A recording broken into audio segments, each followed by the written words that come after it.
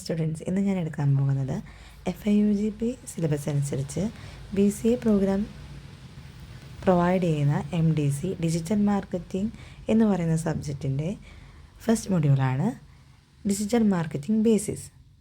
അതിൽ 4 ടോപ്പിക്സാണ് മെയിനായിട്ട് നമുക്ക് നോക്കാനുള്ളത്. ആദ്യത്തെ ടോപ്പിക് എന്ന് പറയുന്നത് overview of digital marketing, importance of digital marketing, introduction to key digital marketing channels, last one basics of creating a digital marketing strategy. ഇതിന് ഒരു കോഴ്സ് ഔട്ട്കം കൂടെയുണ്ട്. To understand the concept of digital marketing and its integration with traditional marketing. Course outcome 1 ആണ് നമ്മൾ ഈ മൊഡ്യൂളിൽ allot ചെയ്തിരിക്കുന്നത്. University ഈ മൊഡ്യൂളിൽ അലോട്ട് ചെയ്തിരിക്കുന്ന കോഴ്സ് ഔട്ട്കമാണ് തന്നിരിക്കുന്നത്. ഈ 4 ടോപ്പിക്കിൽ ഫസ്റ്റ് ടോപ്പിക്കായിട്ടുള്ള ഓവർവ്യൂ ഓഫ് ഡിജിറ്റൽ മാർക്കറ്റിംഗ്, ഇതിനെക്കുറിച്ചാണ് നമ്മൾ ആദ്യം നോക്കുന്നത്. എന്താണ് ഡിജിറ്റൽ മാർക്കറ്റിംഗ്? 2 ഇംഗ്ലീഷ് വേർഡ്സ് ആണ് ഡിജിറ്റലും മാർക്കറ്റിങ്ങും. ഈ 2 വാക്കുകൾ ഒരുമിച്ച് ചേർത്തിട്ടാണ് ഡിജിറ്റൽ മാർക്കറ്റിംഗ് എന്ന് പറയുന്നൊരു വേർഡ് ഉണ്ടാക്കിയിട്ടുള്ളത്. മാർക്കറ്റിംഗ് എന്ന് പറഞ്ഞാൽ എന്താ?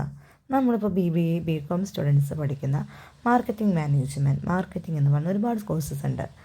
അതിൻ്റെ ഉള്ളിലൊക്കെ എന്താ പറയുന്ന മാർക്കറ്റിംഗ് എന്ന് വെച്ച് കഴിഞ്ഞാൽ ഒരു പ്രൊഡക്റ്റ് അല്ലെങ്കിൽ ഒരു സർവീസ് ഇത് മറ്റുള്ളവർക്ക് കൊടുക്കുന്നതിന് വേണ്ടി നമ്മൾ ഉപയോഗിക്കുന്ന കുറച്ച് ട്രിക്സ്, അവർക്ക് ഇത്തരം സർവീസിനെയോ പ്രൊഡക്ട്സിനെയോ കുറിച്ച് എങ്ങനെ നമുക്ക് പരിചയപ്പെടുത്തി കൊടുക്കാം. That is marketing. ഇനി ഡിജിറ്റൽ എന്ന് പറയുന്ന വേർഡ് കൊണ്ട് എന്താണ് ഉദ്ദേശിക്കുന്നത്?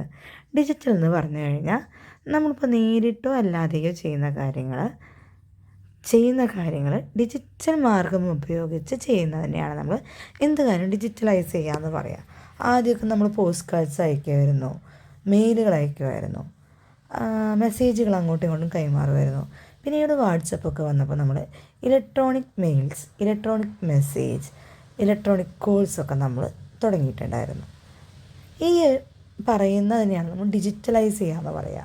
അപ്പോൾ ഡിജിറ്റൽ മാർക്കറ്റിംഗ് എന്ന് വെച്ചാൽ എന്തായിരിക്കും? ഇത്തരത്തിലുള്ള കാര്യങ്ങളെ ഡിജിറ്റൽ ചെയ്യുക, അതായത് മാർക്കറ്റിങ്ങിനെ ഡിജിറ്റലൈസ് ചെയ്യുന്നതിനെയാണ് നമ്മൾ ഡിജിറ്റൽ മാർക്കറ്റിംഗ് എന്നുകൊണ്ട് ഉദ്ദേശിക്കുന്നത്. ഇനി നമുക്കൊരു ഡെഫിനിഷൻ നോക്കാം. ഡിജിറ്റൽ മാർക്കറ്റിംഗ് എന്ന് പറയുന്നത് the use of digital channels and technology to promote product, service or brand to consumers. It encompasses various strategies and tactics designed to reach and engage target audience. Online ഓഡിയൻസിനെ അവർക്ക് ആവശ്യമുള്ള കാര്യങ്ങളെ add കൊടുക്കുക.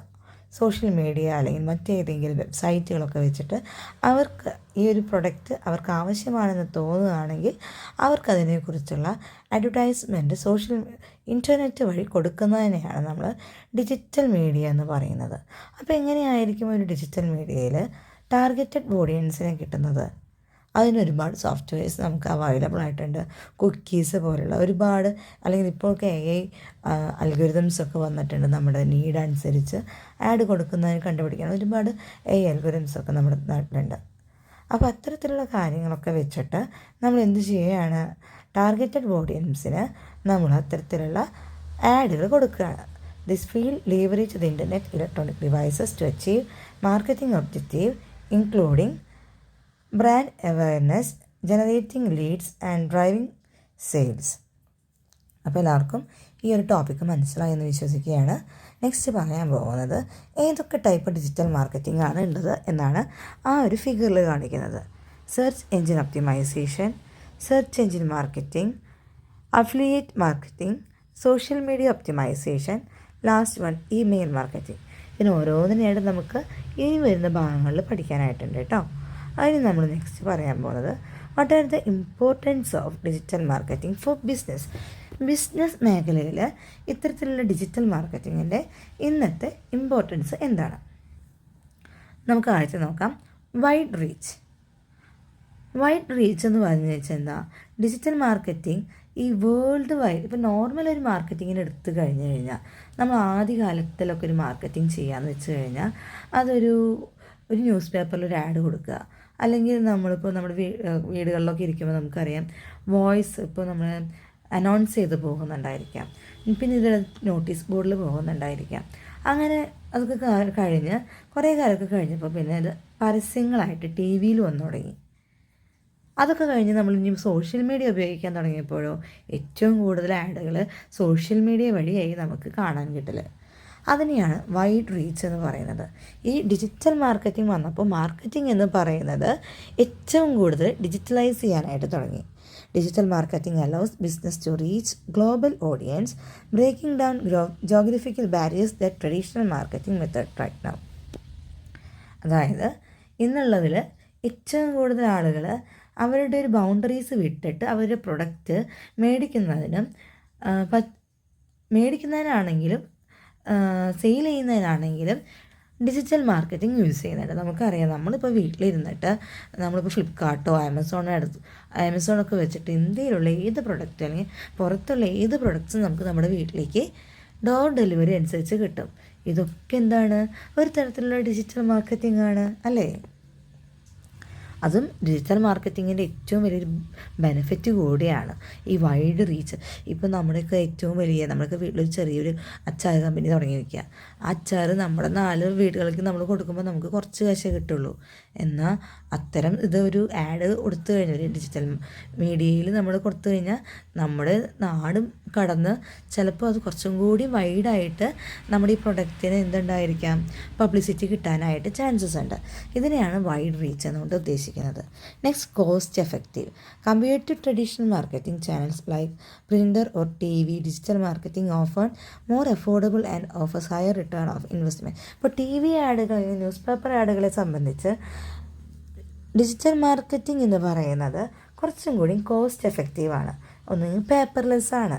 2, ഇതിനൊരു brand അംബാസിഡറിനെയോ അല്ലെങ്കിൽ വലിയ famous ആയിട്ടുള്ള film സ്റ്റാർസിനെയോ ഒന്നും നമുക്ക് ഇത്തരത്തിലുള്ള ഡിജിറ്റൽ മാർക്കറ്റിങ്ങിലേക്ക് കൊണ്ടുവരേണ്ട ആവശ്യം വരുന്നില്ല. ടാർഗറ്റഡ് മാർക്കറ്റിംഗ് എന്ന് പറഞ്ഞു കഴിഞ്ഞാൽ digital marketing enables precise targeting based on demographics, interest, behaviours and location, leading to more effective campaigns. നമുക്ക് ആവശ്യമുള്ള ആളുകൾക്ക് മാത്രം പ്രൊഡക്ട്സിനെ കൊടുത്താൽ മതിയായിരിക്കും. നമുക്കറിയാതെ കുറച്ച് കാലങ്ങളിലൊക്കെ മുമ്പ് നമ്മളിപ്പോൾ ഒരു ഷൂ, ഞാനെങ്ങാനും ഏതെങ്കിലും ഒരു ബ്രാൻഡഡ് ഷൂ നമ്മൾ സെർച്ച് ചെയ്ത് കഴിഞ്ഞാൽ ഒരാഴ്ച 2 ആഴ്ചയ്ക്കൊക്കെ ഈ ബ്രാൻഡഡ് ഷൂവും അല്ലെങ്കിൽ അത്തരത്തിലുള്ള ഒരു ചപ്പൽ, ഷൂ, സോക്സ്, നമുക്ക് നമ്മുടെ ഫുഡ് വെയേഴ്സായിട്ട് നമ്മൾ യൂസ് ചെയ്യുന്ന കാര്യങ്ങളെ കുറിച്ചിട്ടായിരിക്കും അധികവും നമ്മുടെ സോഷ്യൽ മീഡിയ, നമ്മളിപ്പോൾ ഫേസ്ബുക്ക് ഉപയോഗിച്ചാലും ഇൻസ്റ്റഗ്രാം ഉപയോഗിക്കുമ്പോഴൊക്കെ നമ്മുടെ ആഡുകളായിട്ട് വരുന്നത് അത്തരത്തിലുള്ള കാര്യങ്ങളെക്കുറിച്ചാണ്. കാരണം എന്താ, നമ്മുടെ സൈറ്റുകൾ നമ്മുടെ ഡാറ്റ കളക്ട് ചെയ്യുമ്പോൾ നമ്മൾ ഏറ്റവും അടുത്ത് സെർച്ച് ചെയ്ത കീവേഡ്സിനെ നോക്കും. ഏറ്റവും അടുത്ത് സെർച്ച് ചെയ്ത കീവേഡ് ചിലപ്പോൾ ഇതായിരിക്കും. ഇതുമായി റിലേറ്റ് ചെയ്തിട്ടുള്ള കാര്യങ്ങളായിരിക്കും കുറേ നമുക്ക് വരിക. ഇതിനെയാണ് നമ്മൾ ടാർഗറ്റഡ് മാർക്കറ്റിംഗ് എന്നാണ് ഉദ്ദേശിക്കുന്നത്. Next one, measurable result. Digital marketing provide detailed analytics and matrix allowing business to track performance, measure success and adjust strategies accordingly. Measurable result എന്ന് പറഞ്ഞു കഴിഞ്ഞാൽ ഇതിൽ നിന്നും ലഭിക്കുന്ന റിസൾട്ട് നമുക്ക് മെഷർ ചെയ്യാനായിട്ട് സാധിക്കും.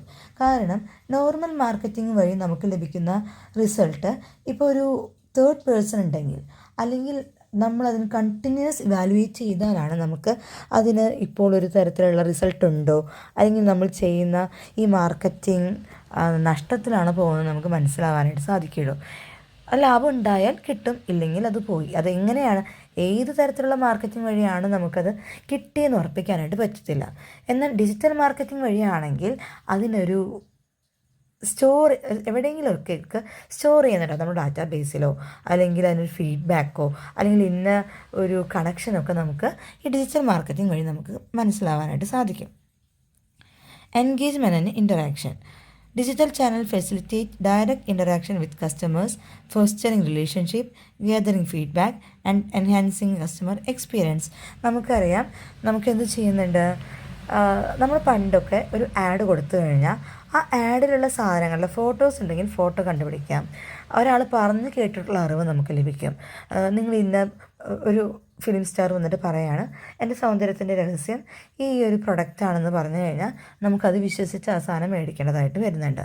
എന്നാൽ ഡിജിറ്റൽ മാർക്കറ്റിംഗ് വരുമ്പോൾ അതിപ്പോൾ ഇൻഫ്ലുവൻസേഴ്സ് ഉപയോഗിച്ച ആളുകളുടെ കമൻസ് അല്ലെങ്കിൽ ഉപയോഗിച്ച ആളുകളുടെ 1-2 സെക്കൻഡ് അടങ്ങുന്ന ഒരു വീഡിയോ അല്ലെങ്കിൽ negative comments positive comments, review, rating, ഇത്തരത്തിലുള്ള കാര്യങ്ങളെല്ലാം തന്നെ ഒരു ഡിജിറ്റൽ മാർക്കറ്റിംഗ് പ്ലാറ്റ്ഫോമിൽ നമുക്ക് അലോ ചെയ്യാൻ സാധിക്കും.